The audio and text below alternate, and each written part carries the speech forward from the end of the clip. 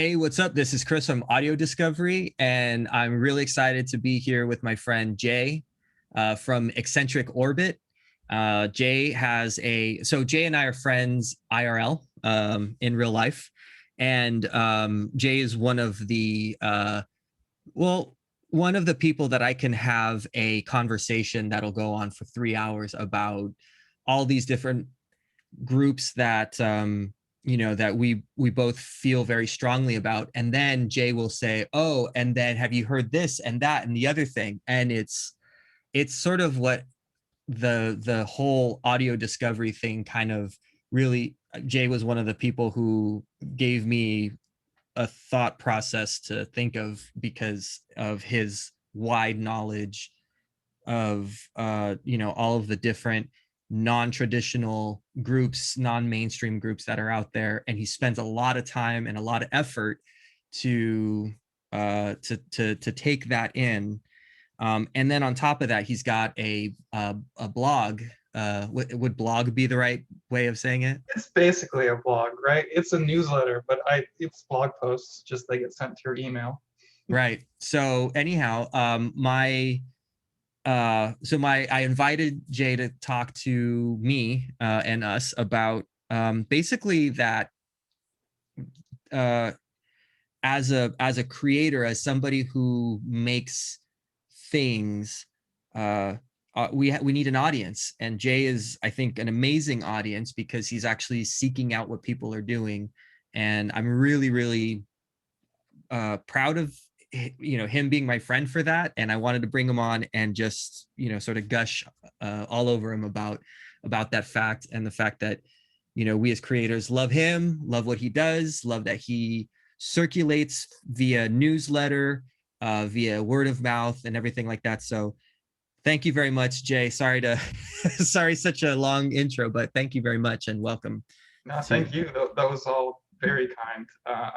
I'm a little embarrassed. No. Okay. Well, that was not the intention, but No, I'm it's kind of fine. happy. That's just Cool. yeah, it was very nice. So Right. I'm glad to be here. Glad to chat. It'll be fun. Yeah. So one of the things that we discussed prior to the conversation now is that I was very appreciative of the fact that you have a lot of different you've played a lot of different roles in music in general, from being in from performing and being a part of the creation process. You were also a DJ in college, right? Yeah, that's right.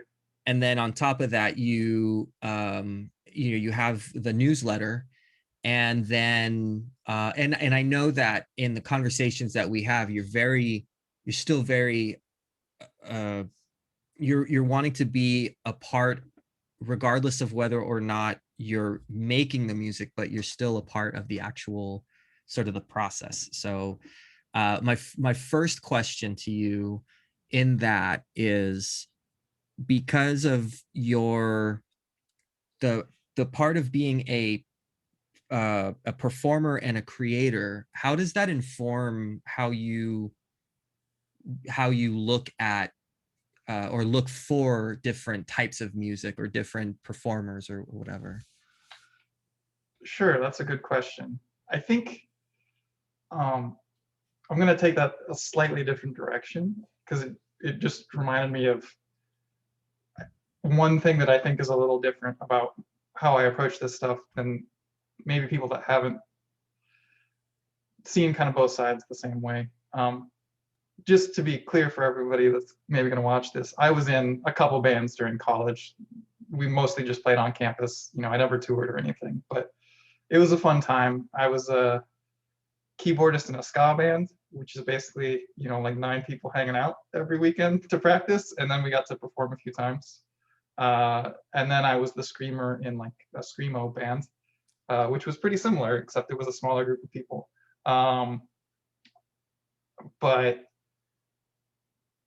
I think what that gives you is a little bit this sort of understanding that a lot of people are doing it just to hang out and have fun, right? And then like you make it your job, you make it your, like, okay, I'm gonna take this serious, I'm gonna tour and all that, and that brings in this whole different set of things. And I think the other part of my experience that shapes my understanding of how that works, given that I never toured or really had to do, oh, we're gonna cut a demo or that sort of thing. Like, I respect that, but I never did that personally. But I grew up in Des Moines, Iowa, which is, it's a city, but it's not a big city that people think of. And it's not a place that a lot of bands come through, especially when I was growing up. I feel like there were always a few smaller venues that kept getting shut down for like fire code reasons, and then some like DIY scene sort of things that, when you're 17 or 18, if you know the right people, you know about, and otherwise you don't really know about it. And I wasn't cool enough to be like really deep in that scene, but what would happen is there's this botanical center in Des Moines that you could rent out a conference room at night for like $50 for a night. And the botanical center is not buying anything else. You don't really have to worry about noise or anything. And they don't really care too much about what's going on as long as you don't trash the room. So people would put on shows there. They'd be like, okay, $50, I'm going to put on a show. And the bands that you get coming through are very much the like, okay, we're going to do this tour and we have enough money to like gas up the van halfway through the country. And we're just going to hope that we keep that gas money coming until we get all the way across the country, basically. I mean, it's this room full of mostly high schoolers, like literal children, and these bands that are 20, 21 probably, and they're literally asking like, hey, can we crash on somebody's floor, somebody's couch tonight?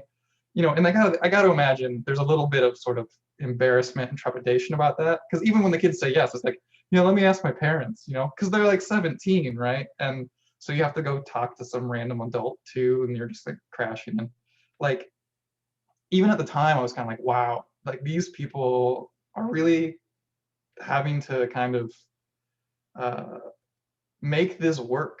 It's not just they have to go out of their way in order to, it's not something that's going to come easy to them. Exactly. It's a thing that like these people are clearly very passionate about, because I couldn't get up in front of a room of like 16-year-olds and be like, hey, can I sleep at one of your houses tonight? Right. So I think that's always really stuck with me. When I go to shows now, I tend to go to more local shows as well, not that small generally, sometimes. But these like venues where it's, let's say, 1 to 300 people at the show. Right. And those bands are maybe a step over that. They're not like asking the random people in the audience to crash, but they're probably, especially the openers, it's probably like, oh, we know somebody in this town and they told us we can crash on their couch. Right. Or like the like venue promoter knows some people and they say they're cool and we can crash there. Right. And so like when I'm seeing these bands, especially when they're younger, because now I'm older, that's one thing that I'm thinking about. Like, it's not just about the music, right? It's a little bit about like, hey, this is like a scene. People have to come together to make this happen. There's like a whole ecosystem that has to exist for me to be able to take in this show. Right. So I think that's related to what you're saying, but now yeah, no, definitely. It's, yeah. I mean, the thought process of what a creator goes through, right? Like if we think about, I'm trying to think of, I remember a story told about Mike Patton, and when he was with Mr. Bungle, as somebody was waiting for the Bungle show to start, and while they're in the line, someone comes up and says, hey, they're in a mask, hey, can you help me? And it's Mike Patton, and he needs help carrying up a like a 50-gallon trash can half filled with shards of glass, because that's what he's gonna writhe around in during the set. And that commitment to artistry and that commitment to just made the idea of listening to Bungle just a little bit more like, oh, that's, I could imagine. So that was that's like 1988, 89. Hmm. And I wasn't going to shows then. And but when I listen to the music, that is subconsciously going, kind of flagged in my head as kind of like, wow, that would be a really cool experience to see, even though, I mean, ouch. Yeah, but also you have to like imagine you're like, and at some point Mike Patton sat around and was like, okay, I want to do this thing. How am Right. I going to get so much glass? Do I get new glass in each city? I Right. bet I can just go to like a dump or something and they've got windows all around and I can just collect it. But that's going to be dirty glass. Do I want to ride around? Like you probably had to sit down and actually like do some logistics. And Right. that's also kind of like interesting to think about, right? Yeah. Uh, Yeah. No, I like that. I mean, and those kinds of things are, you to really put thought and effort into following musicians, because if it's something that's getting airplay, if it's something that's getting mainstream push, then you're not really, that it just kind of comes to you. That's why somebody can just kind of sit there and say, oh, I like such and such artist, and really not feel too connected.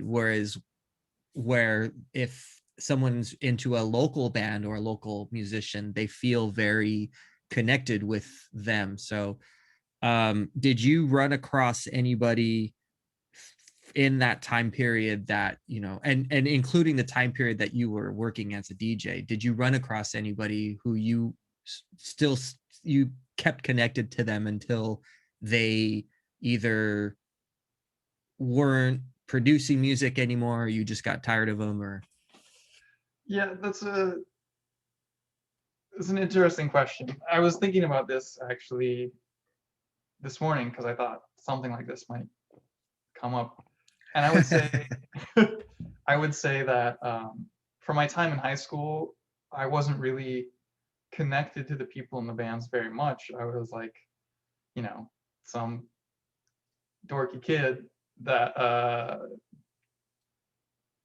didn't know how to talk to people that were like actual adults, even though now I think about like they were probably only 3 or 4 years older than me.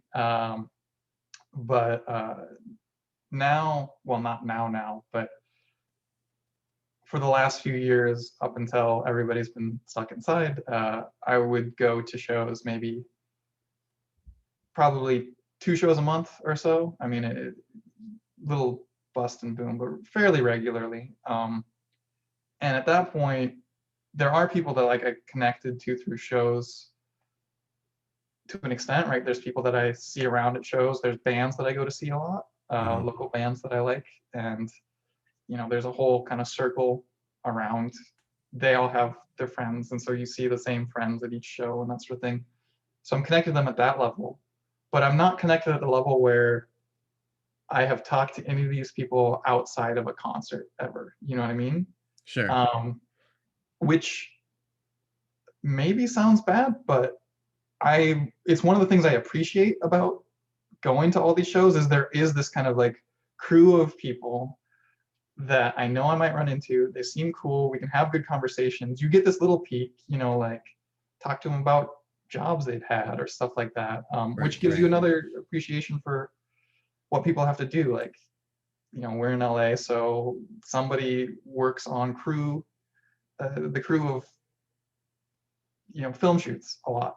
And Right. that's how they're able to do the band thing because that work is very project based. So they goes for stretches where they can go, okay, we can tour now because I'm between shoots. Mhm. But then somebody was talking to him about like, yeah, you need to pay your union dues so you can get your health insurance and that sort of stuff. And like, that's real person stuff, right? That's like a real connection. You're not just like, oh, these people make music, that's cool. It's like, oh, I'm hearing about this person's like personal life and decisions they have to make this work. Right. But I'm still not like, and we're gonna hang out next week and like go to a Dodgers game or something like that. Sure. It'd be cool. I mean, Yeah. these people seem cool, but Yeah. it is this like, it's this different level. They're still like, Yeah. I yeah. I got a chance to go to a show seeing I saw Danny Carey from Tool. I saw his side band Hmm. at what used to be 14 Below in Santa Monica. I don't remember what it was called at the time. And I actually ended up, I played that stage, I think afterward, not that day, but I've played that stage, and I'm just, the fact that like I can't remember it is very annoying. My friend and I go there and we show up early, and we're the first in line basically. Like we got in and it's just everybody in the groups hanging out, including, Danny Carey, and I'm starstruck, and I'm trying to just not be annoying and Hmm. go up and say, man, oh man, dude, you know, my favorite, blah blah blah. And just trying not to just fangirl. There's nothing wrong with anybody that does that. I look at it as kind of wanting to leave that relationship. It's a parasocial relationship, right? Yeah. They have expressed themselves on record to me in their most appropriate way, in the way that fits them best. And uh and from what I understand, he's totally fine, he's totally approachable, that's not a problem. And I've heard that, and I heard that even then. I just wouldn't imagine to know what that conversation would be, where it's like, hey, I have contributed absolutely, I've contributed album sales, live ticket sales, um but realistically, like, there's no relationship other than that, because it's the music that is produced. Like, by my enjoying the music and having bought the record, and having just, gone to shows, and, you know clapped, and just kind of given into that crowd, the crowd band circle of energy that happens at shows. And Hmm. that's something that I'm very curious about your thoughts on, so we'll put a pin on that. But other than that, the relationship is completed.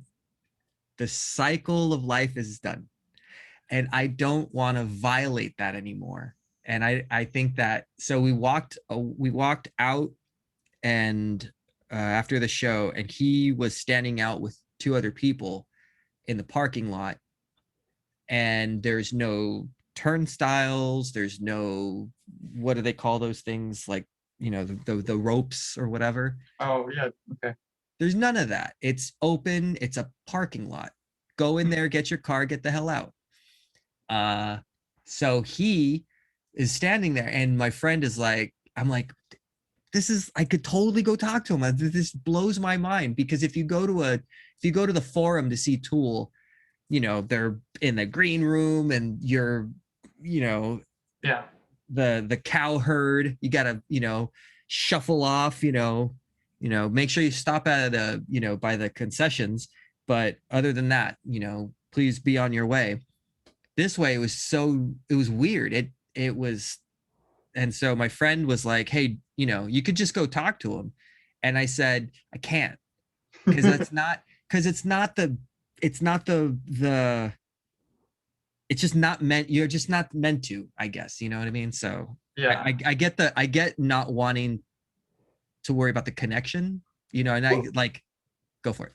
I was gonna say, so like I mean, I wanted to make slightly different distinction. There's definitely a lot of artists that I feel that way with. I one time was sitting literally right next to Chelsea Wolfe at a bar, and I was like, Chelsea Wolfe is one of my favorite artists the last decade or so, Yeah, right? yeah, yeah. So I was like a little freaking out, but I was also like, I can't talk to her Right. because I will just freak out, and like that will not be a Right. good conversation to have. Like Right. neither of us are actually going to enjoy that conversation. I will leave it being like, man, I totally sounded like an asshole then. So I'm just like kind of silently Sure. freaking out the whole time. Right. But I agree with you. Like, and then you're like, okay, well, let's just keep this. But what I'm saying, like, going to shows so often and going to see local bands, you get a different. It's not totally parasocial anymore, but it's kind of on the level of, if you're regular at a bar or restaurant or something, which also is a thing that's not so much a thing lately. But Right. you get to know there are people and that like bartenders that you talk to every time, and you actually get to know them a little bit, right? Like they're not Yeah. your friends, but you're like, hey, like how's it going? And they remember who you are and like the kind of drinks you like, and you can chat about like, oh, the music on the speakers right now. Like, what do you think? Can you have like a little talk about that and all that stuff? Like, it's a real relationship. And if Right. you saw them out on the street, you'd say, hey. Right. Like, the drummer of one of my favorite bands, I've been on the train at the same time as him.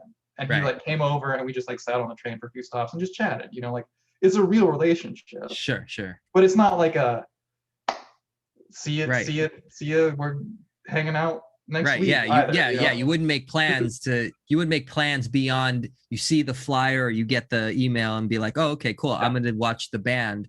But Yeah. it's not like you and I would, once this is over, like, hey, there's a place around the corner we need to go and frequent.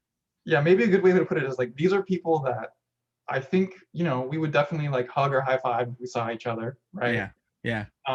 But like, and then we'd be like, hey, yeah, that's that guy I know. Anyways, they seem cool. That's about like the level that you're at, Right. Right. Yeah. Yeah. Yeah.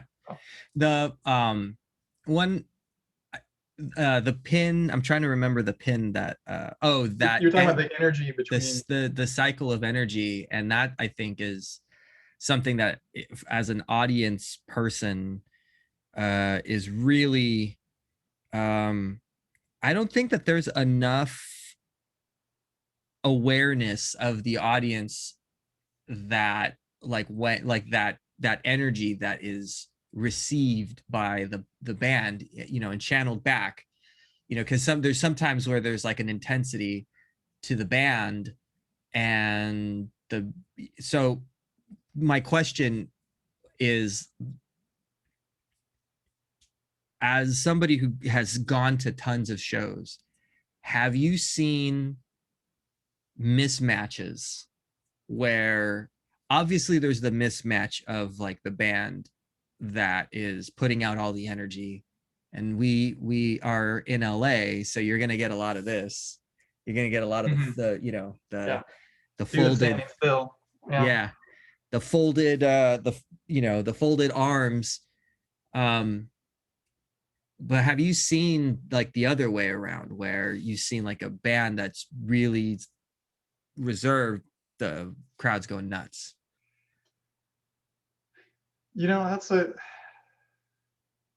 It's been a while. I feel like I go to smaller shows than that, so I don't feel like you can get away with it. Have you seen a band turn an audience? I feel like I have, but now I can't think of examples. But I can tell you, like, openers I like to go see the openers. I almost always see all of them. I try not to show up late. I'm like one of those people that the very first opener, there's like 10 of us and like half of them are from the other bands. And I'm like, yeah, I'm here. And I try to at least like nod my head and stuff. Like, I understand that can be a tough gig, but a lot of times it's just sort of like, this band is fine. Like, I happy to be up here. I'm not like mad at them, but I'm not going to think about them too much after. Right. But sometimes I remember in particular, there was this band called Vampire with a Y, Vampyre. Okay. Kind of like they remind me of These Arms Are Snakes a little bit, but like just sort of like really kind of raw, kind of hardcore stuff. And I had never heard of them before. Based on their bio, I actually thought they were going to be a totally different style of band. And at the end of the set, I was like, I will see these guys anytime they come through again. Nice. Ever. Like they just, the energy was relentless. They were one of these bands where between songs, it never even got to like full silence again. They sort of like had the distortion going on the guitars between, and great. as they sort of like tune some stuff up, and it was just like the one constant like half hour of just sound and like aggression, and it was. I don't know if the whole audience felt that, but like I came out of that set and was just like fan for life. I mean, okay, that's maybe overstating a little bit, but again, like if they come through, I'm gonna see it. I don't care which venue it is around here. If I hear about them coming through, definitely gonna check them out. And like for local bands, it's actually that's how it happened with my favorite local bands too. Really is so Ramon the Hammer is my favorite local bands and one of my favorite bands. They're very like 90s inflected guitar stuff. The woman lead singer who just like great voice. And I saw them open at a show that I was there to see one of the other openers. And like halfway through their set, I was like, I almost felt like I was being pandered to because of how well it lined up with my sensibilities. You know, I was just like, this is somebody like went through my like high school record collection and was like, well, it was CDs, but you know what I mean. Sure. My high school music collection, and just was like, oh yeah, let's take a little of this, a little of that, and make a group out of it. It was great. And so then I was like, okay, I have to see these people all the time, and I chatted them after the show. The thing that I appreciate about small shows is you can like chat, Yeah. and you haven't freaked out at like me and Chelsea Wolf level. It's more just like, hey, like, great to see you guys. I love this show. Yeah. And then they were like, yeah, we're doing another show in 3 weeks. We got a new CD coming out. You should come. I was like, all right. And so that turned into, you know, show Yeah. after show. Right. And so for me, when I talk about like, I don't know about audiences, but I know me personally. Sure. Right. Like one of the things I really enjoy about shows, especially openers, because like the headliners, you're normally, you know, your feelings about them, but like an opener can really knock your socks off that Oh way. yeah. That's fantastic. I watched the Exit open for the Muse, or for Muse, sorry, and that was a very, it was, you know, I walked away completely buzzing about them. Like their show was so, you know, gigantic in comparison, and they were the openers. I felt like they outplayed I felt like they outplayed Muse, and you know, and that was when Absolution came out. They had radio, you know, started the radio stuff. You know, they hadn't put out Knights of Sidonia yet or any of the other stuff that came out after Absolution, but at that point I felt like, you know, the Absolution is such a, you know, and even Origin of Symmetry, like those are big anthemic, you know, there's some big stuff. But I just felt that what was happening organically on stage, and you know, I really gravitate towards if the drummer is good, and in this case, the Exit, their drummer, amazing. So, you know, that was the draw for me. And Dominic is okay. He's a good drummer, but this guy was just off his, you know, and just putting all the energy into his kit, you know, so you could really get that. I saw this Silver Snakes, and we were getting I just heard of them just a couple weeks ago. I just heard of them. I got oh man, like 5-6 years ago, my friends and I, we were in Pomona at the Glass House going to see, and they were at Aladdin Jr. Playing in this brick filled, like, you know, it's very loud, and as we were there getting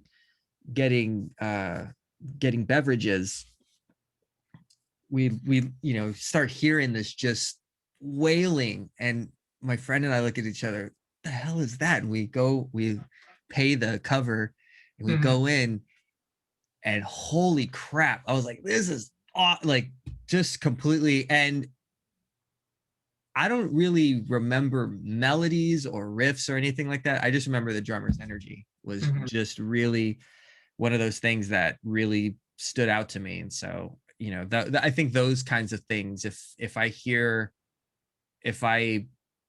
I guess, yeah, I guess the drummer really counts for a lot.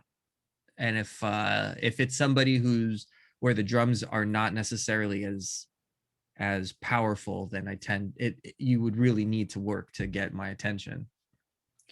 Yeah, for me, I think it can be different parts. It sort of depends on the style of music too. But I actually remember one time I was out for a run. You and I know each other from running things. Yeah. That's where we first met. But I was out for a run, and I ran by this little, you know, not actually a venue, but they were putting on a show. Right. And I could hear like the guitars, the wall of guitars. It was like a shoegazy sound. I could like hear it as I ran by. Right. And I literally had to stop and turn around and I'm like in full running gear, so I look like a giant dork, and go to the front door and be like, "Hey, who's this band? I'm not gonna come in. I don't have any cash on me. I can't pay for the ticket, but like, what's going on here?" And they were like, "Yeah, they're this band." I was like, Right. "Great!" Like, you know, Right.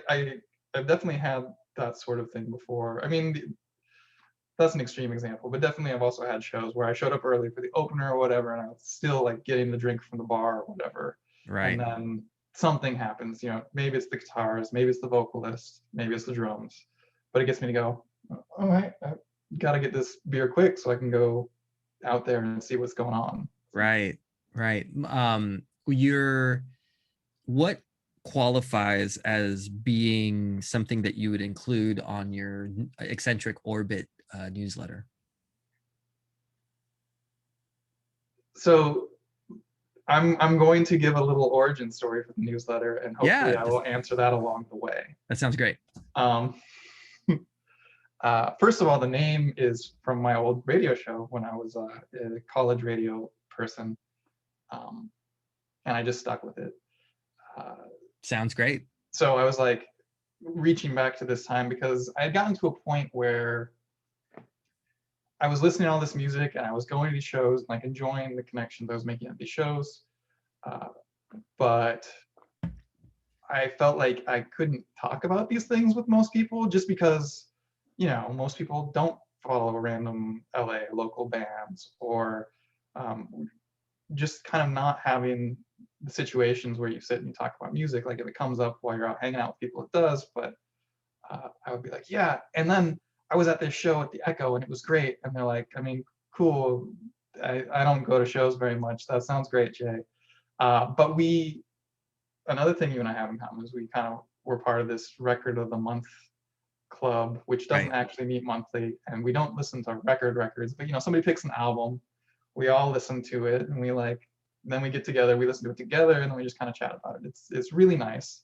And I sort of realized that sort of experience and being able to talk about all these things that I wanted, like that was one of the most one of the things I enjoyed most to do, right? Was just like chat about music, to sit with people who cared about it, and have those talks. And I was like, well, I can, you know, I would like post a playlist on Facebook and get a couple likes, and that was like the pale imitation of this actual thing. And I was like, well, I can at the least, I can at the very least, I can actually write out my thoughts. I can like have these playlists, but actually, you know, instead of just like the one little blurb because it's Facebook and you want to keep it tiny, Right. unless you're arguing about politics.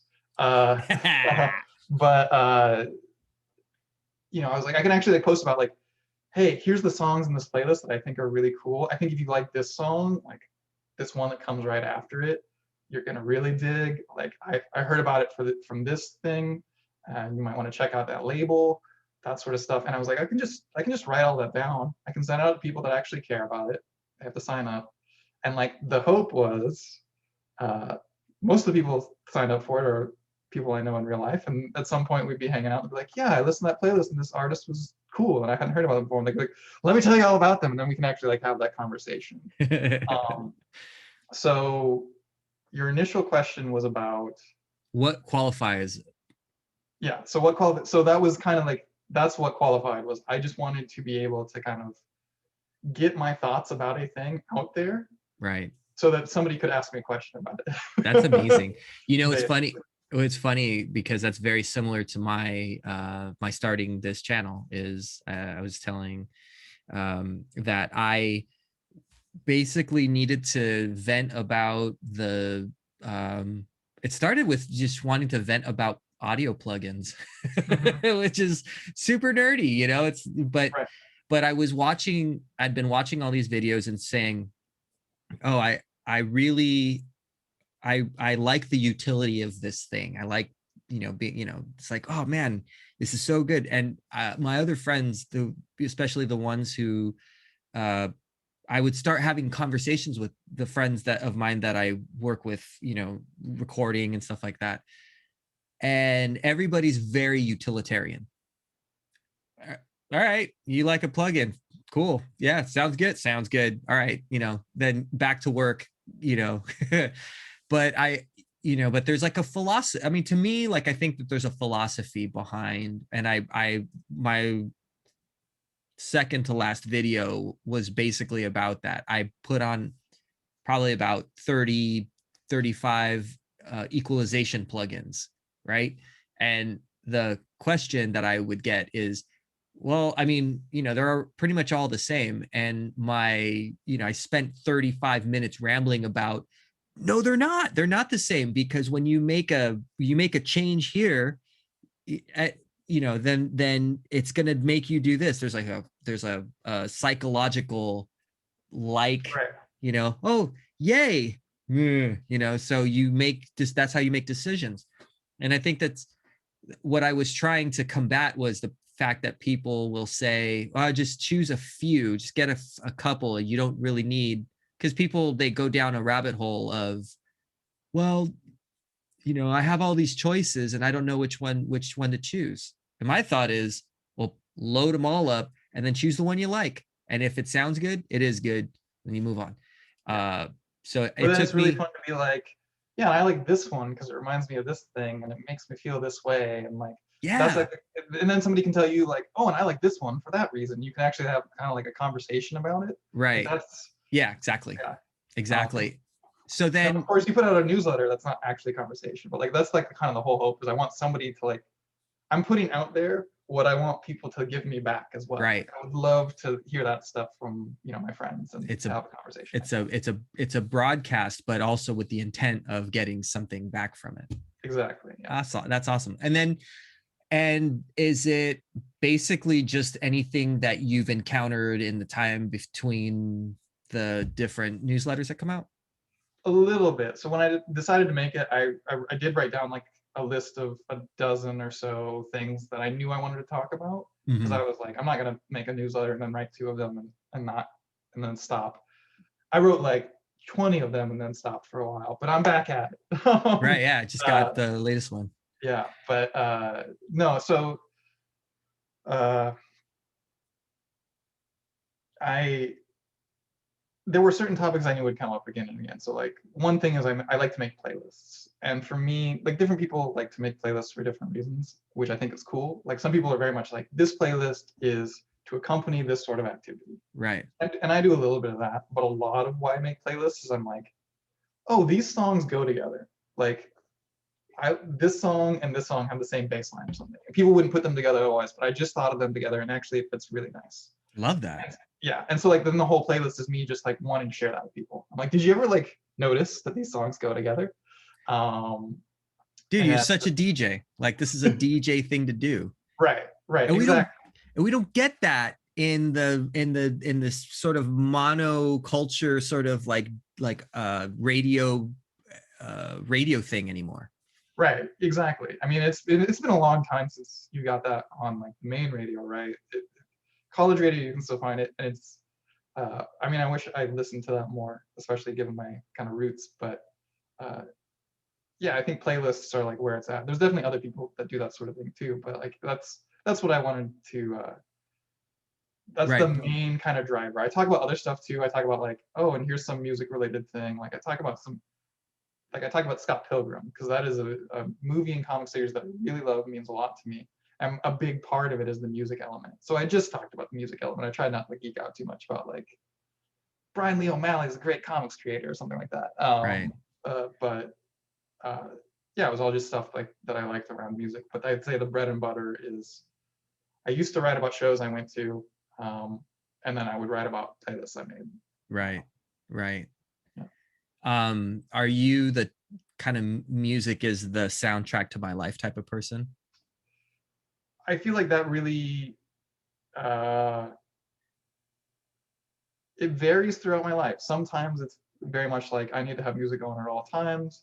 I need music to match my mood and all this. And sometimes it's like music is a thing that I appreciate and I'm going to like check this out because I heard it might be good and all this stuff, but it's not because what I really need in my life to keep me going through the day is to be able to put this on the speakers and like walk down the street and feel like X, you know? Right. Yeah. I'm the same. I'm very similar in that I don't necessarily need to be listening to something all the time. Yeah. But I do if I listen to something and it really like it'll motivate me. It'll Mhm. to it's sort of like it will change your mood. It'll change I don't know. It just Yeah, I mean, there was a period of time in my life where I was going through a rough breakup, and I was listening to like these same sad breakup songs over and over again. And right I think that was actually bad for me. kept you in I kept you in think the it kept moment. me in a headspace, yeah. Sure. But it was also very much I was just like, this is how I feel. You know what I mean? Like this music, like this is how I can like be in touch with what's going on with me right now. Right. Um, but other times, yeah, it's just like, hey, this album's great. Like I like listening to this album. Yeah. It's not really about what's going on in my life right now. It's just a great album. So Right. What so that's I think something that you and I sort of I admire that a lot about you, is that you go out of your way to find new things. I try to, but I always find myself reverting back to the same playlist, that the same few albums that sort of have kept, when I go back to like a Hendrix thing, or I go back to a Zeppelin thing, and it's like, dude, you've been listening to this since you were, single digits. mhm. So, how about you listen to something that's maybe even not derivative? Like try to venture out, and so that's when you and Adam and some of my other friends come into play, where it's like I can ask you guys, hey, what should I listen to?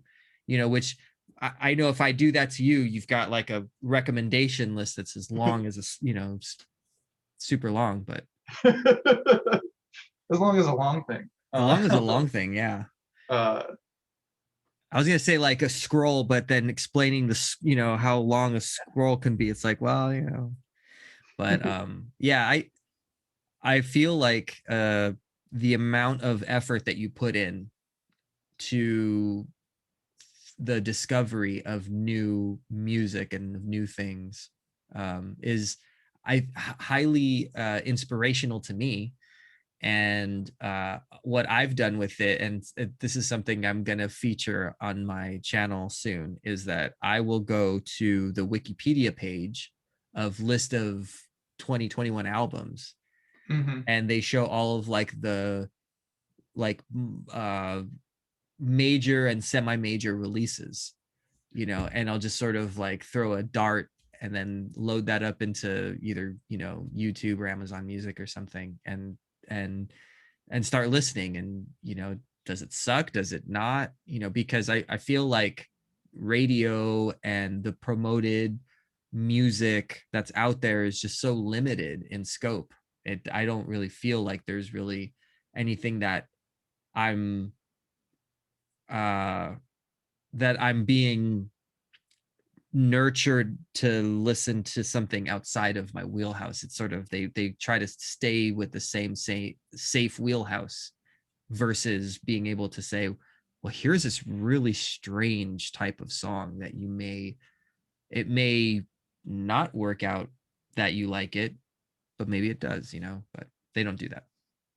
Yeah, I mean, it's been a while since I've listened to the radio uh, extensively, partly because I don't have a car, and so I don't. So most people I feel like listen to radio in their cars, Yeah. so you like lose that Yeah. access That to it. right. But like, In L I just wanted to point out, in LA without a car. listen, LA's public transit is better than people give it credit for. Yeah, but That's all I'll say. you're in the mid city. Yeah, yeah. I mean, that's true. You're in But central. it's Yeah, you're also in not a central city. coincidence. It's Yeah, you and Plant. I moved downtown so that I could be on top of these things a little Right. more. But Sorry, you were saying. yeah, no, I if you get me going, I'll talk about transit instead. Yeah. But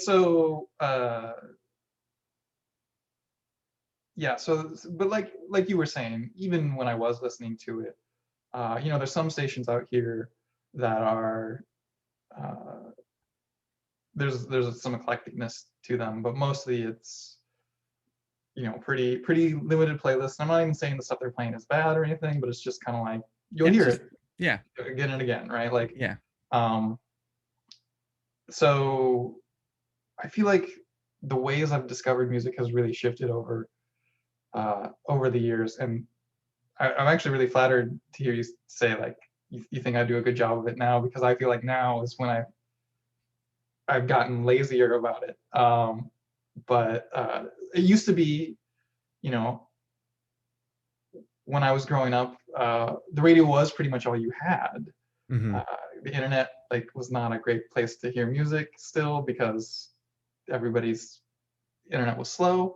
And I was young, so I didn't have much money. So it's not like I could like go to the record store and pick up like 5 CDs every week just because I was on a whim. Like every CD purchase was thought went into it for me. Right. Um, Yeah.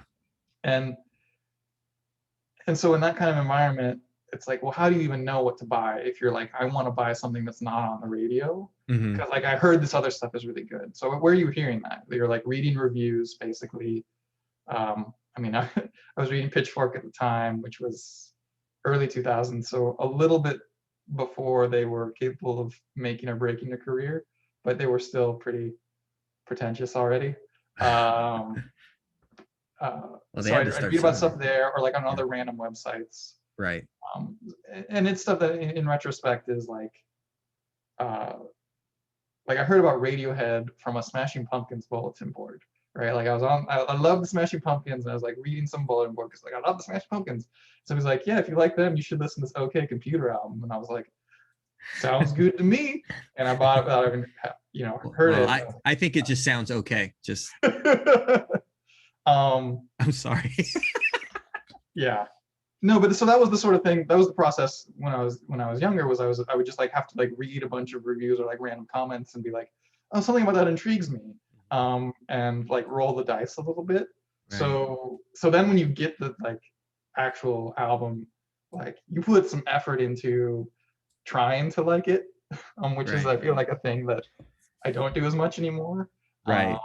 but it's not just because it like costs a lot of stuff, but also just because I was like young and everything was pretty new.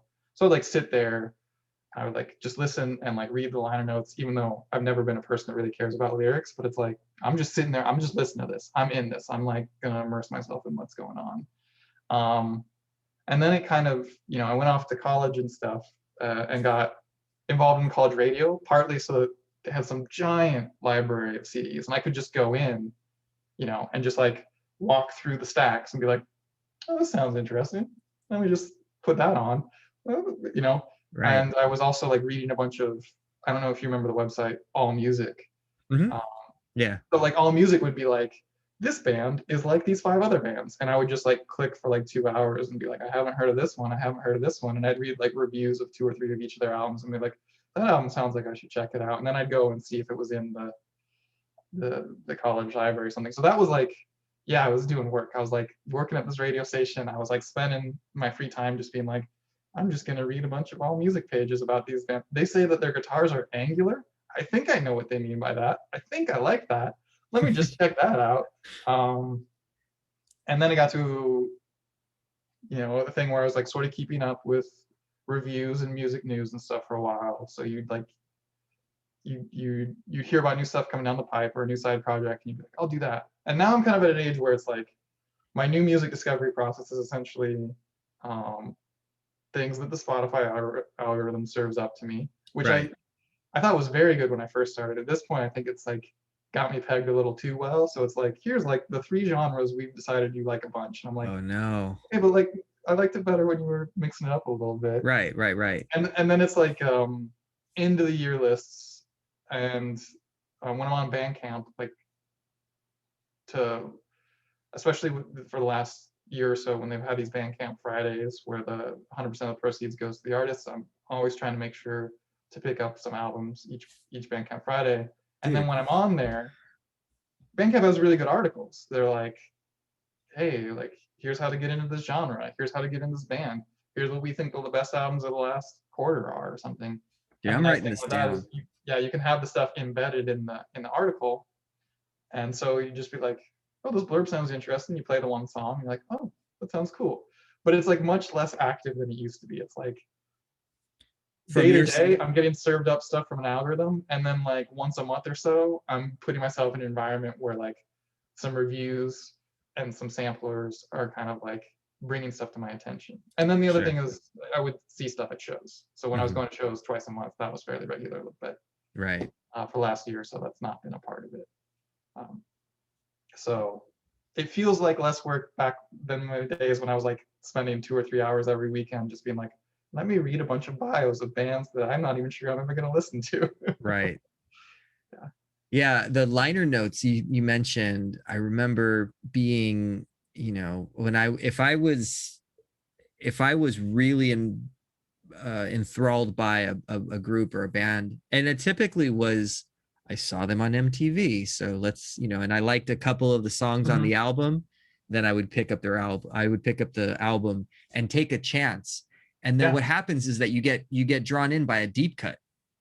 Yeah. I started listening to my brother's friend had lent him and I Anthrax Attack of the Killer Bees because it had their protest song that was like profanity laden, and that's why I liked it, because it's like, oh man, they're you know it's out there, and so I was so excited about it. But then I started listening to the rest of it and I was like, man, this is great, like, so You just reminded me of when I was younger, a surprisingly large source of me hearing about stuff is VH1 used to do these like top 100 lists all the time. Like they yeah, discovered that that was a good way to get people to watch things. So it'd be like 100 women artists or like 100 rock bands or all this stuff. And especially down in like the 80s and below, it's stuff that's not actually getting played on radio or right, TV that much, right, right? But you'd be like, right. oh, that sounds interesting. And so then there was things like where it was like, well, I've heard of Metallica, and then this VH1 special is like, well, actually, there's a big four of thrash metal, and it's Anthrax and Metallica and Megadeth and Slayer. Slayer, yeah. I was like, well, okay, I should check out all four of these bands because I know Metallica and I like them. Right. But yeah, it's like literally VH1 taught me about the big four of thrash. That's like a weird origin story. Right. No, that's cool. No, really I so I remember I picked up, so I do own a copy of uh Flesh and Blood by Poison. And I do own a copy of Cherry Pie by Warrant. And it Ooh. was, yeah, it was I had Motley Crue's Dr. Feelgood.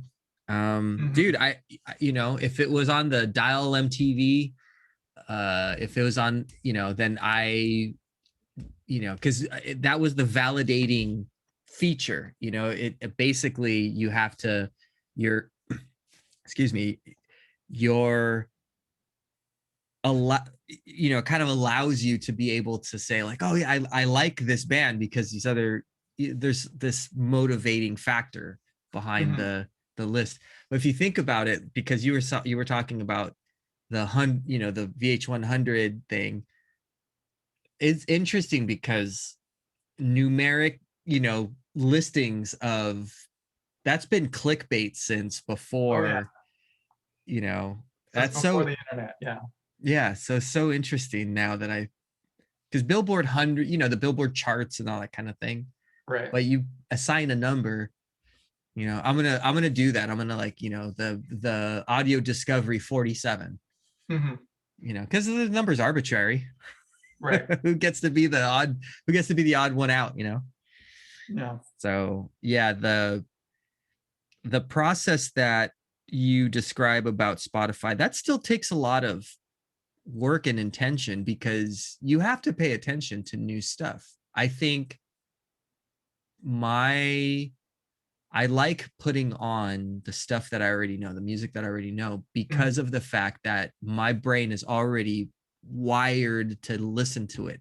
You and I Right. There's a thing where if you play a piece of music that somebody already knows, their brainwaves match Yeah. the Yeah, like lights frequency. up the receptors. That's like, this is a good thing. Let me give you Right. the good juices. And you're like, yes. Yes. Bonham. But the when you actually have to spend time to sit down and listen and parse through and think, what is this person? I mean, that takes effort. And I think that that's probably why the radio is curated the way it is, because if it takes effort, then Mhm. that's gonna that's gonna get the dial turning a little bit. But then people go, well, there's the same stuff on the radio. And I actually am starting to, now that I'm kind of mulling about it, I'm starting to be a little bit more sympathetic to the program directors, because realistically the margins, and this is a economics Mhm. discussion, is basically the margins of the radio play, where if you miss out on, because it's this is you have to play Paradise City, right? Oh, won't you please take me home? You have to have that, so when somebody's like, they don't want to turn it off, they're not looking to change the channel or whatever. So So when the ad for what, Toyota Pasadena comes on, you're like, they where have you that sale, won't get 0% 11. APR. Right, exactly. Yeah, and that's the whole premise. And so I would just hope that they would throw in, I don't know, because I don't know that you could do that, right? I Like, mean, I don't want to come off as too expert here, but a big thing that changed was in 1996. They passed the Federal Telecommunications Act, uh, which allowed for media consolidation, which yes, you might have heard about recently because of like Sinclair broadcasting in the news. this is very dangerous to our democracy. Yes, but 15 years ago, all that when everyone was like stressed about Clear Channel and how it was homogenizing everything and also kind of killed rock as a popular genre. Yes. Um, that was the same. That was the same law that allowed that. Like Clear Channel only exists because Yeah. that law passed that allowed them to like own stuff in so many different markets. And I Yes. remember when I was growing up, um, I'm assuming it was like this in other places as well, but there were Des Moines bands that got played on Des Moines radio that I Mm-hmm. know nobody else heard about, right? But like they were played a lot, right? They were popular. People were like, yeah, give me that Sister Soleil song again. Well, they weren't Des Moines, but they were like Midwest, right? They were, and the Des Moines station, like the program director there was like, I think this band is great. We should put it on a playlist, play it like, you know, 12 times a day or something. People will love it. And they were right. And it's like, if you didn't live in Des Moines during the mid 90s, you've never heard of them and you don't care about them. Right. And it was still like, it still got you to like sit through the commercials and everything. But it required that kind of like uh, locality that the radio just doesn't have anymore, where they were like, well, this is playing well in Des Moines and we only own the station in Des Moines, so we're good. Right. Whereas now it's got to be like, this has to play well in LA and New York and Cleveland and all these places. So, Right. Right. um, anyways, yeah, I No, don't think, yeah, sorry. I was gonna say, I don't think I'm like, that's a very surface level thing. And but Oh, dude, I no, preach, man. I actually, that whole aspect of the Telecommunications Act of 1996 changed everything. yeah, And honestly, like, I know that there's been a Rick Beato video that he kind of discussed it a little bit, but realistically, I mean, I don't think that there's been enough. I did a really bad Google search, which meant that I didn't go very far into the I'd like to actually talk to somebody that's an economics major or an yeah, economics or grad, or historian or something, I think. yeah, Yeah. talk about the, well, because there has to be, yeah, I guess a statistician maybe, because you have to figure out like the statistical, there's like a statistical analysis that I think that can be done based on what the I don't know. I mean, You could talk it's about like how many different songs were getting played on the radio during the time. If you could get like a hold of historical playlists or something, you could be like, oh, you know, it used to be that on an average week you'd hear 150 different songs, and now you hear 70 different songs or something like that. right. And it was funny because I tried to do that. I tried to go into the K Rock and download all of their, Mm-hmm. the history of what they were playing. And you could go back and go, as far back as like 2005, I think was at the time, or something like that. But and just kind of see how many, because what I wanted to do was to see like, who were like the worst offenders. Because you Mhm. had Red Hot Chili Peppers, you have Foo Fighters, you have I You, you, forget. you just reminded me of when I first moved to the LA area, I moved Pasadena. I was like describing it to some of my friends from where I used to live, and I was like, they play the Red Hot Chili Peppers like everyone else plays Nirvana. Right, right. Yeah, they actually, I think they have Nirvana beat. And I Yeah, think I mean, that that was my they, point. I was like, you know how you hear a Nirvana song every hour when you listen to a rock station most places? It's like that, except with Red Hot Chili Peppers.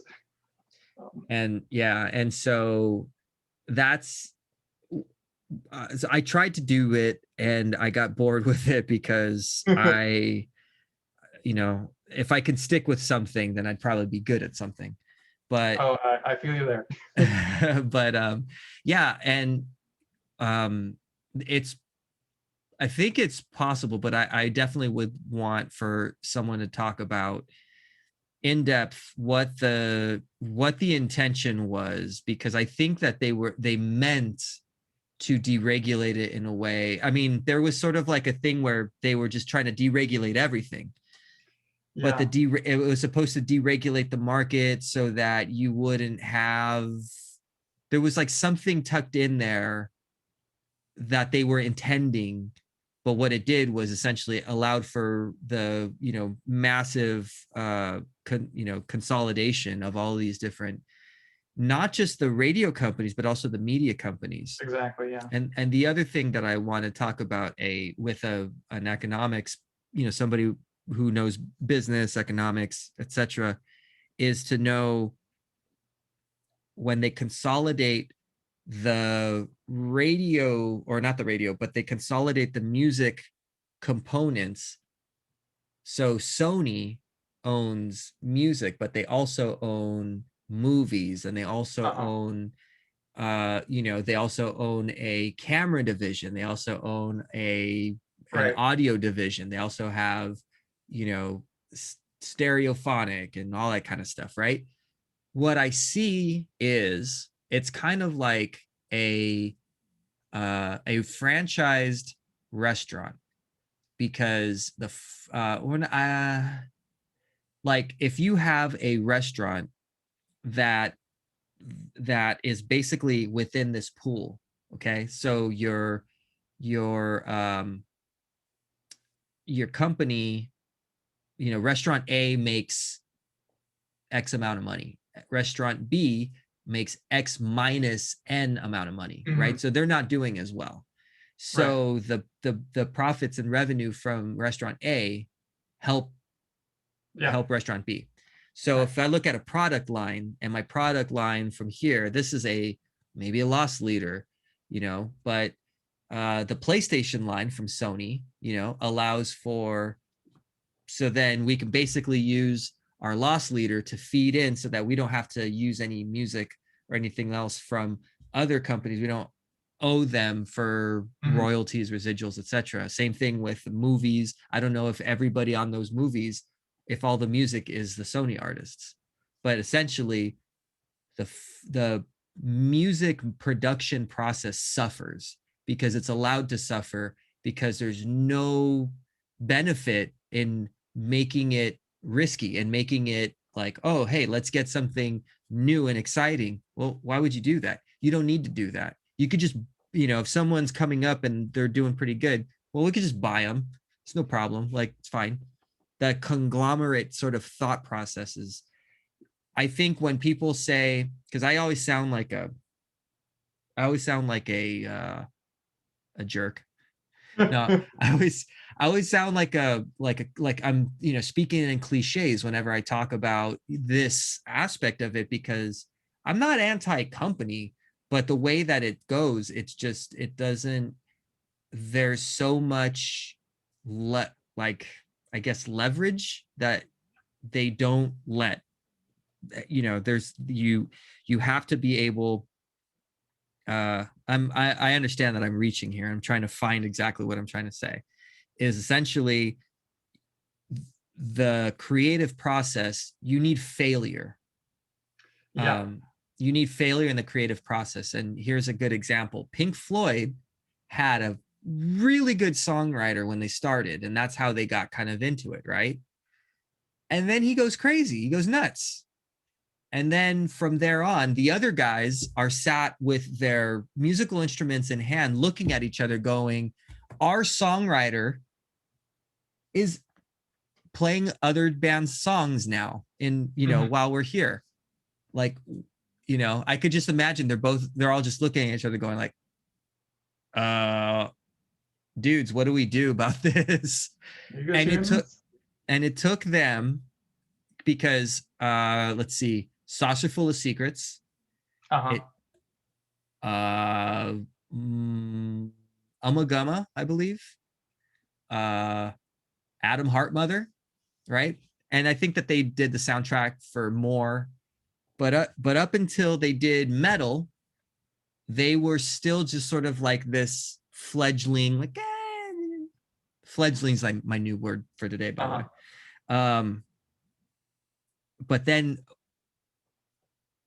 But then they spent all that time, because you had all these other guys that were like, who's this David Gilmour guy?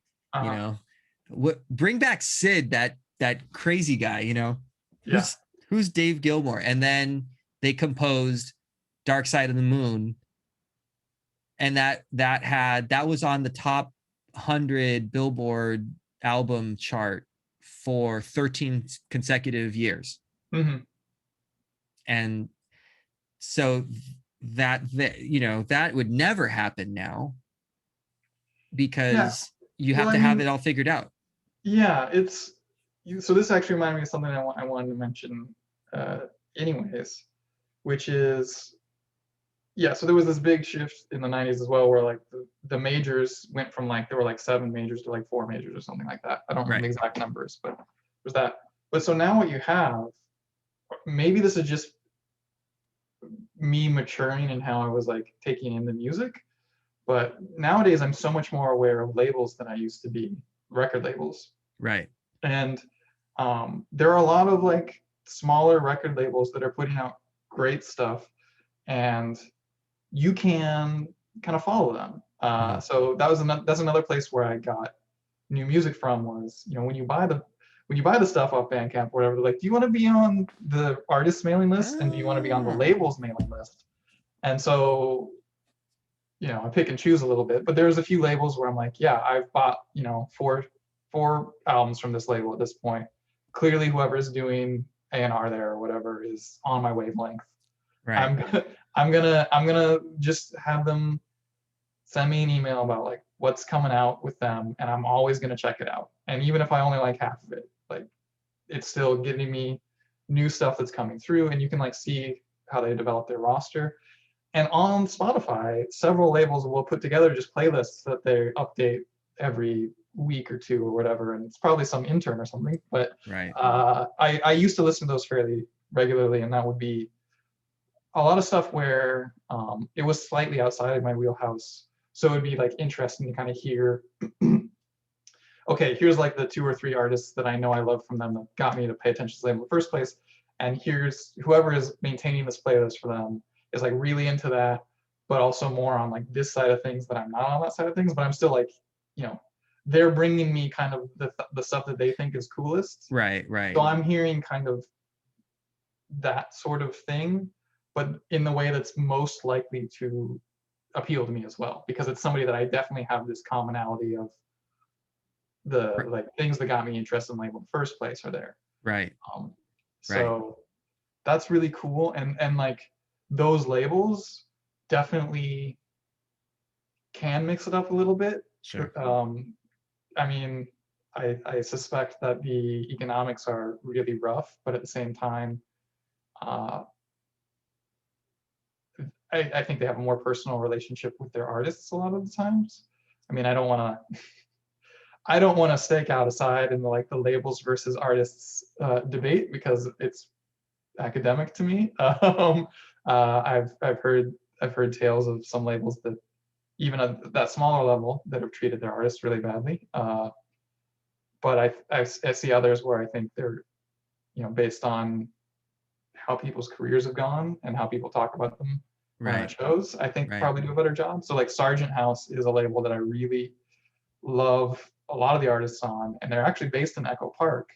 Okay. Um, so sometimes people are talking about like, oh, that's the label head from Sargent House at this show. We got to like put on our best show, Right. stuff like that. But I feel good vibes from them. So I was like following Sargent House's playlist for a while. You know, I That's I got myself a little tripped up because I didn't want to like praise labels too highly. Yeah, no, I get that. But No, but I mean, but I remember being like, oh yeah, because I was a huge Guns N' Roses fan, mhm, and was like, oh Geffen, oh Aerosmith's on Geffen, cool, cool. Like yeah, this is, Geffen's got to be the label, that's got to be the thing. That's my 9-10 year old thought process. But it's actually, I think, uh was it Faith No More, I think, is releasing a new album soon, if they hadn't already. And mhm, my friend who told me about it, he was like, man, God bless Epicac, yeah, yeah, Mike Patton's Patton's label. label. Yeah, Yeah, because they're and so who's on Epicac? Bungle, Faith No More, Dillinger Seek, Escape Plan was for a little Dillinger. bit. Yeah.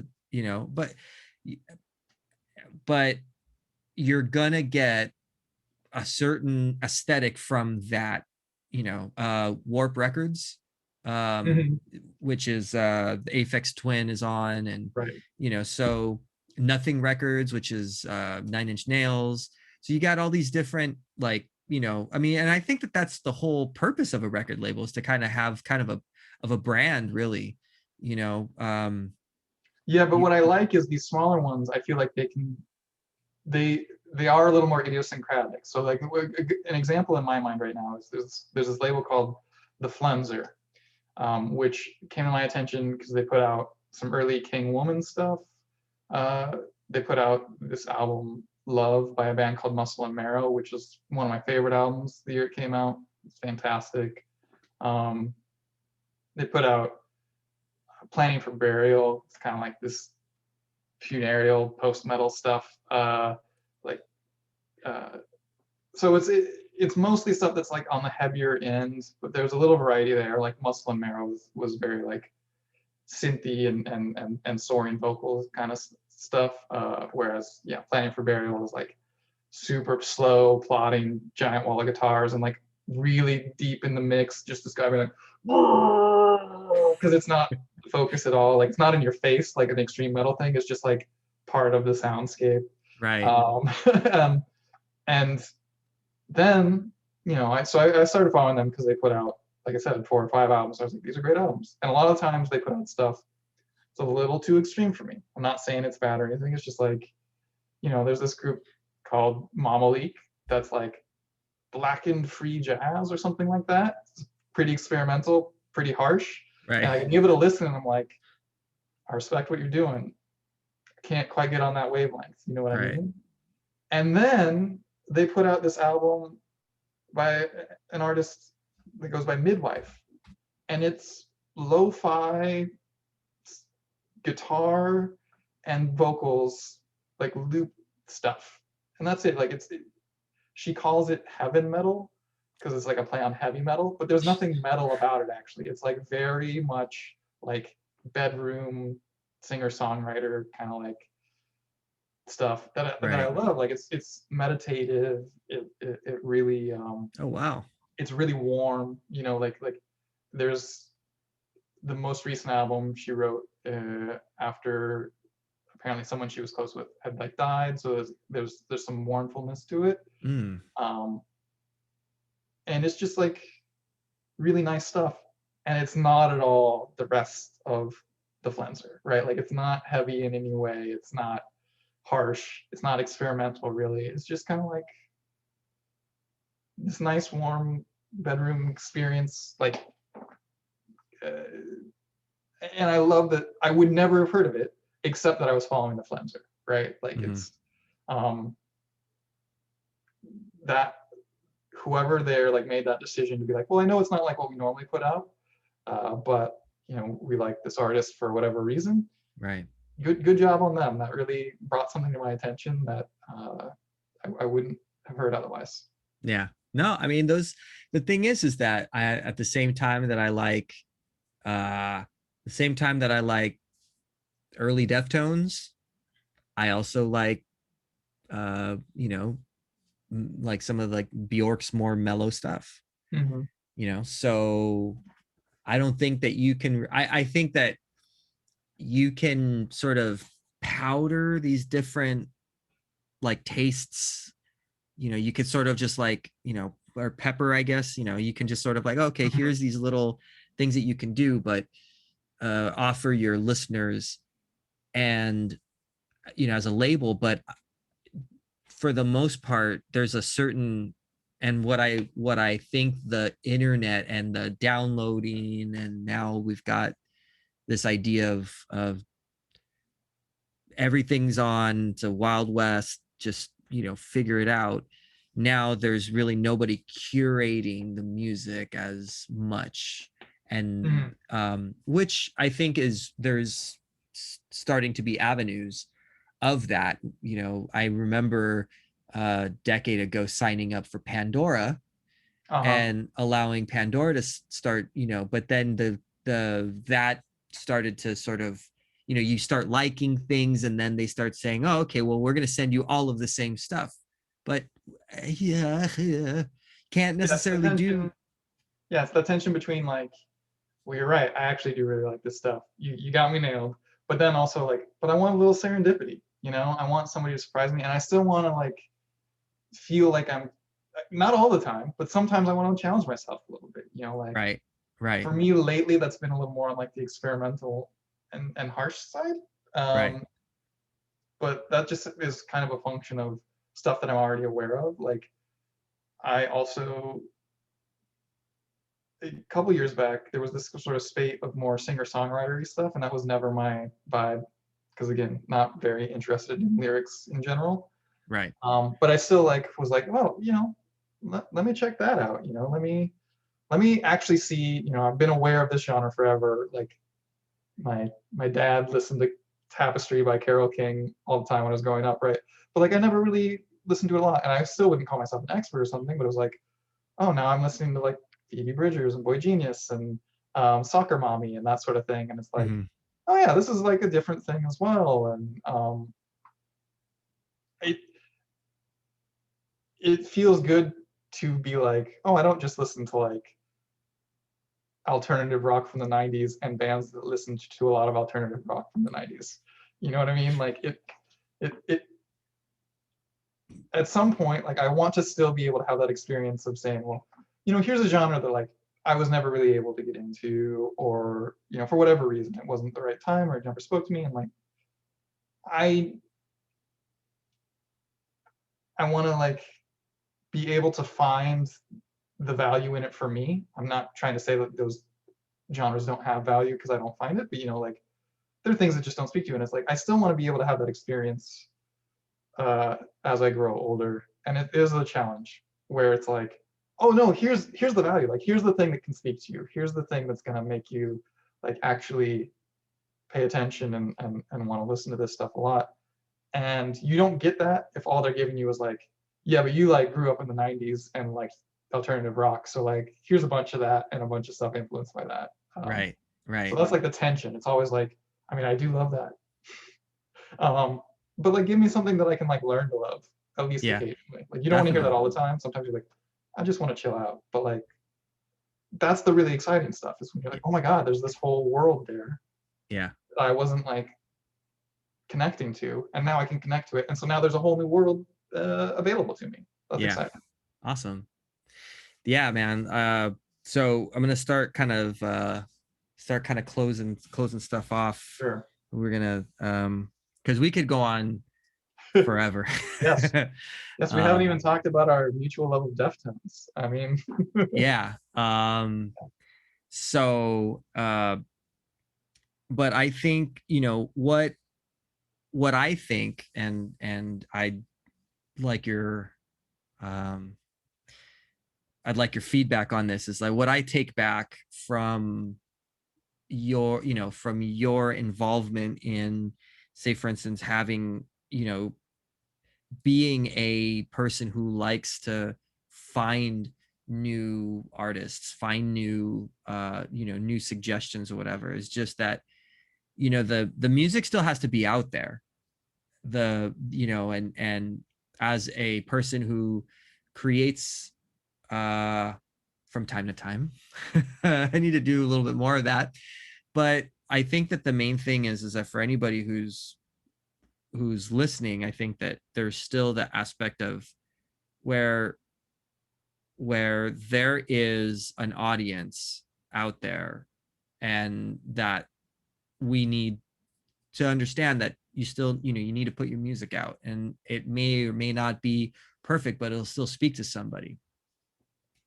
Yeah, I think that's definitely right. And also harkening way back to when you're talking about like, the energy from an audience, like uh, just to know that like even when you're not getting much, you can get the one person there, and now they're coming to 7 more shows or whatever, and they're talking you up in the newsletter and that sort of thing. So Right. Yeah. No, I think that that's important to know, that the quality, sometimes quality over quantity, and it's not quantifiable, which is very interesting because you're like an advanced math yes, it's teacher, right? true. Yeah. I mean, yeah, I But you're all about quality when it comes to your art. Like, I love that. I love that. thank you. That dichotomy is awesome. But I do appreciate the fact that, you really go out of your way, and maybe less so now, but you still do. I mean, you're still out, on, watching whatever Spotify sends you. I'm sure you would be going to shows. I think for 2020, didn't you have like a goal before I didn't everything? have a goal. So I have some friends that have goals. I have a friend that his goal was to hit 52, so one per week on average. Right. And he had already gotten to like, I don't know, 50, like he was ahead of pace at the beginning of the pandemic, I guess. Oh, And wow. so yeah, I mean, he's somebody that would go to like DIY shows, like there were weeks where he'd go to 3 or 4 shows in a week. Right. Um, and yeah, so that got derailed for him. But for me, like my goals are not so much about the numbers, although like I do keep track. I would be lying if I said I didn't keep track. But when I kept track, I was like, oh, I only went to like 26 this year. That's not as much as I thought. So then I Right. stopped keeping track. Right. But what the philosophy I try to bring is if there's somebody on the bill that I like, I don't have to love them. I just be like, yeah, I like them. They got a couple songs. To make it to that show, right? To like not let the fact that you don't like, oh my God, I'm the biggest fan. I love this artist. I need to see them. Not let that be the bar. Because if that's the bar, you almost never go to shows, right? The bar is like, I know I'm going to see at least one band that I'm going to like. There's some other bands I haven't heard of. Maybe I'll hear somebody new. That's what I'm That's trying to do. that's wisdom, man. I love it. That's actually sort of blowing my mind right now, because I'm sort of that first one. I may change my approach and sort I of. recommend it. I mean, it was a conscious decision I made not that long ago, like when I was living in Pasadena. So 20, probably like 2013, 2014. I mean, I was bummed for unrelated reasons. And I was like, I need to get out of the house. I know I love going to concerts, but I don't do it enough. Like, what is the shift in mindset that's going to get me to do this thing that I know I love when I'm in this headspace where like I'm kind of bummed out? And it's like, well, why don't you go to more concerts? Oh, well, because I only barely know the bands I hear. Like I know 1 or 2 songs from them. It's like, if you like them, right? And it's like, yeah, those are great songs. It's like, and it's $10, right? And it's like, yeah, I mean, $10 isn't that much. Like I spend more when I'm out at the bar. It's like, okay, so just go to the show. Go to So the show and visit the bar. I mean, exactly, yeah. yeah. Combine it. Right. Yeah, it'd be different if like every band I wanted to see was like playing Staples Center or something. Oh, Then I'd have to be thinking about, is this worth $100 or whatever? But it's like when you're into the sort of bands that are playing and the tickets are $10 to $20, like it's a lot easier of a choice to make. So yeah. Yeah. Cool. Okay, so and I will actually start our show with a bumper at the beginning. But do you want what do you want the audience to take away from you know are you looking for people to invite to invite people to your Substack? Sure. Yeah. I mean, Okay, yeah. So I write a newsletter called Eccentric Orbit. It's on Substack, so eccentricorbit.substack.com. It we'll put the is link below. great. I publish irregularly. For a while, it was once or twice a month. I took a little bit of a break from hitting that pandemic wall, but I'm going to try and get back into it. Mostly, I'm going to talk about playlists I make, but sometimes also just stuff I've been thinking about that's music related. One of my favorite posts I've done is I just talked about the band Godspeed You Black Emperor and kind of my thoughts, like what they've meant to me over the years, and thoughts about particular songs. And um, I don't know. It was a nice chance for me to go a little more towards a personal essay, I guess, which might not be as appealing to some people. But that's this just to give you an idea of the range there. You know, playlists, concerts when those start up again, random essays about bands, album reviews sometimes. You know, just any kind of music related thing I can think of that I want to put out there. Right on, man. Well, I really appreciate you having a conversation with me. I mean, first and foremost, talking to you and catching up and stuff like that. But Yeah, I appreciate you um, having me. It's been nice. yeah, and hopefully, some of the topics, the as things back open back up, I think that we should have some more conversations, particularly about bands, venues, shows, and some of these DIY shows that I need to be a little bit more exposed to. I need to audio discover that stuff. Yeah, and there's nothing like going to a show in an old apartment building that's clearly like sort of up to fire code, but not quite. And most of the people there are like 15 years younger than you. And you're like, oh, I'm the creepy old guy at the shows now. It's a Well, great feeling. we could be a creepy pair. Well, I try not to be creepy, but like, you know, sometimes just being old is enough to make you come off as a little weird. It's like, how does he even know about this show? Right. Good question. Yeah. Very cool, man. Well, Jay, thanks so much. Eccentric Orbit .substack.com. We'll have that link below.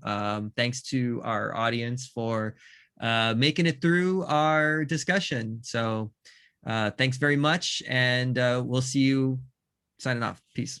Thanks.